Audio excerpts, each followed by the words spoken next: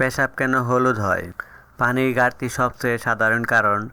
আপনি যখন পানি পান করেন তখন শরীরের বর্জ্য বেশি ঘন হয়ে যায়, ফলে পেশাব গাঢ় হলুদ বা হলুদ দেখায়। এরকম অবস্থা দেখা গেলে তখন কি করবেন? এর সমাধান কি? দিনে 8 থেকে 10 গ্লাস পানি পান করুন। 8 থেকে 10 গ্লাস পানি পান করলে আপনার প্রস্রাব অনেকটাই হলুদ ভাব দূর হয়ে যাবে। দীর্ঘ সময় পেশাব আটকে রাখবেন না। অনেকক্ষণ পেশাব আটকে রাখলে প্রস্রাব ঘন হয়ে হলুদ হয়ে যায়।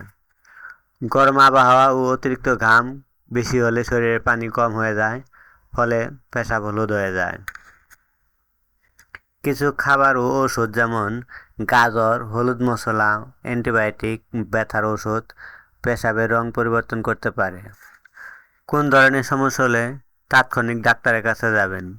পেশাব গাঢ় হলুদ বা বাদামি হলে, পেশাবে জ্বালা বা ব্যথা দুর্গন্ধ হলে, জ্বর বা তলপেটে ব্যথা হলে, চোখ বা ত্বক হলুদ হয়ে যাওয়া জন্ডিসের লক্ষণ হলে।